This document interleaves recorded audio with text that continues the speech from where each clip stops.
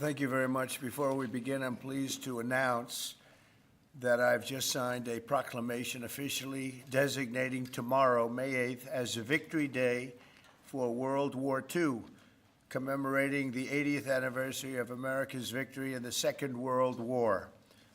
All over the globe, our World War II allies are celebrating this week, but the United States has never joined in with the proper celebration of our own, and the victory was mostly accomplished because of us. Whether you like it or not, we came into that war and we won that war, and we had a lot of help from a lot of great people, a lot of great allies. But I think there would be nobody that would say that we were not the dominant force in that war, and we don't celebrate it. And I think that's a great disservice to the people that lost their lives and people that fought so hard in winning World War II, and also a separate Victory Day for World War I, and we're going to be doing that too. It was American tanks and ships and trucks and airplanes and service members that vanquished the enemy 80 years ago this week. Without America, the liberation would never have happened. And so we have to pay tribute and homage to those people that gave us victory. And we did something else that people don't talk about. We rebuilt the world. All of these countries that were destroyed, we helped them rebuild. And that's something that, for the most part, others did not do. So with this proclamation, we are hereby honoring the incredible sacrifice and heroism of millions of Americans who served in World War II, along with the unprecedented mobilization, home front that helped deliver this great triumph. All Americans should take pride in what these incredible patriots have achieved. So I just want to say happy Victory Day to all. So we are celebrating every year now. I can guarantee for 4 years, but I think after that we're going to have 2 Victory Days, World War I and World War II. This is World War II Victory Day. In the future, we're going to have a major celebration of each day. We're not going to have days off because we don't have enough days in the year. We have too many celebrations already. But we're going to have Victory Day and for World War I, World War II. And without us, those wars would not have been won. I think we can say that, would not have been won. And I think it's time that the United States starts taking credit for their achievements. And I really believe it's a shame. You know, I was watching for the last week, and I noticed France, I noticed other countries all getting ready for Victory Day. And I said, that's sort of strange, because David just added something. He said, we also rebuilt the world. And I didn't have that, and I should have that. That was a big factor. But I noticed all of the countries, Russia, having a big day tomorrow. And by the way, they lost millions of people, and they were absolutely a major factor. But there was no major factor like us. We won the war, and we won it with the help of others. But everybody was celebrating but the United States of America. And I said, you know, I think it's time that we start celebrating victory. And that's what we're doing. So now for the reason that we're here, but I asked David, would it be appropriate if I did that? He said, absolutely. That's a big thing that we're doing on your swearing in, very big thing. But now for the real reason, and a reason that I'm very proud of because he's been my friend for a long time. We're swearing in our next ambassador to the People's Republic of China. What timing, David, what timing? Only you could have picked this timing. It's your fault. I picked him a long time ago, but it just happened to come due on a pretty important date. But our friend David Perdue, Senator David Perdue, joining David this afternoon are his incredible wife Bonnie, who's been at his side for a long time, their sons David and Blake, their daughter-in-law Danielle and daughter-in-law Charlotte, and their grandsons David, Hudson, and Jack. That's a beautiful family. Congratulations. I didn't think you had it in you, David. That's really something. That's pretty amazing. Look at that. Our new ambassador brings to this position a lifetime of experience at the highest levels of business and politics, and he is at the highest level. Over 4 decades in business, he rose to lead several major American corporations, including as the president and CEO of the footwear giant Reebok, where he did very well. He did a great job. And later CEO of Dollar General. Likewise, he did a great job. David also lived and worked in Singapore and Hong Kong for several years, developing a wealth of experience negotiating and doing tremendous business deals for lots of different leaders that he worked with. Following his tremendous business success as an executive, David stepped forward to serve America in government, and as we all know, in 2014, he was elected United States Senate in Georgia, and he was very popular, very respected from day one. He served on the Senate Foreign Relations Committee and was a tremendous partner to our administration during my first term. I dealt with him a lot, and he solved a lot of problems. Now I'm entrusting David to help manage one of America's most complex and consequential foreign relationships, and I know he'll do a fantastic job. As our lead diplomat in Beijing, David will work to promote American interests and stability in the Indo-Pacific, help stop the flood of Chinese fentanyl across our borders, which we have to do. We lost, I believe, 300,000 people last year. Seek fairness and reciprocity for the American worker, ensure the safety of our citizens overseas, and promote peace in the region and in the world.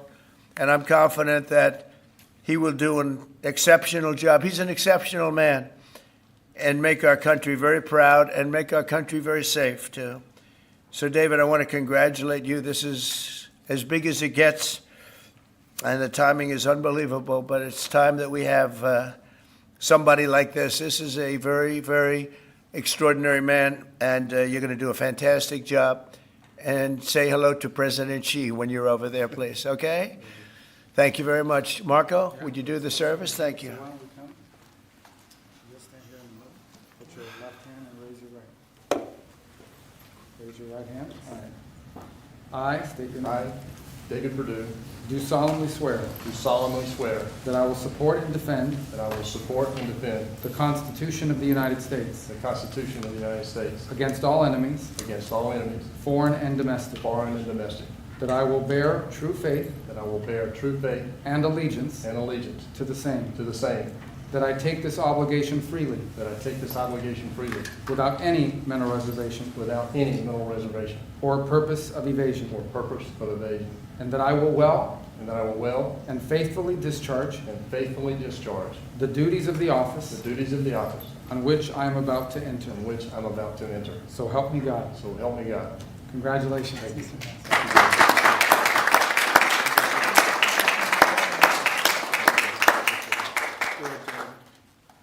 David, would you like to say something? Mr. President, I'm humbled to be in this office today. I love what you've done with this office. I like the Declaration of Independence. Yeah. I want the world to know that I know this man personally. He loves this country, and I am glad to be your man in China. Thank you. Thank you, David. I think just for the sake of formality, here we go, David. Come on up. Come on up here, Bonnie. That's what it's all about, right? And now we send you on your way. Lots of luck. Yes, sir. We're right behind you, David. Look forward to seeing you over there, sir. Okay, have a good time. God bless Thank you. you. Congratulations, everybody. Congratulations. Any questions, please? Mr. President, the Treasury Secretary just told lawmakers that a tariff exemption for certain baby items like car seats is under consideration. Will you exempt some products that families rely I on? don't know. I'll think about it. I don't know. I really don't. I want to make it nice and simple. I'm not looking to have so many exemptions that nobody knows what's doing. We have to make it very simple, but I'll take a look at it. Yep. Please. Mr. President, there are rumblings in Washington that some House Republican moderates are opposed to defunding Planned Parenthood in this year's reconciliation package. What do you say to those members, and are you supportive of? Well, I don't know yet. I have to see, because you're just telling me that for the first time. We'll we'll work something out. Mr. President, what are you hoping your representatives will get out of the talks in Switzerland on China? And secondly, what does China need to do on fentanyl specifically? What do you want to see them do? Well, they have to stop fentanyl from coming in. That'll be a very big part. And I had that understanding with President Xi before I left last time, and we had a deal, and he would have honored the deal. But when Biden came in, of course, nothing ever happened with him. He didn't know what the hell he was doing.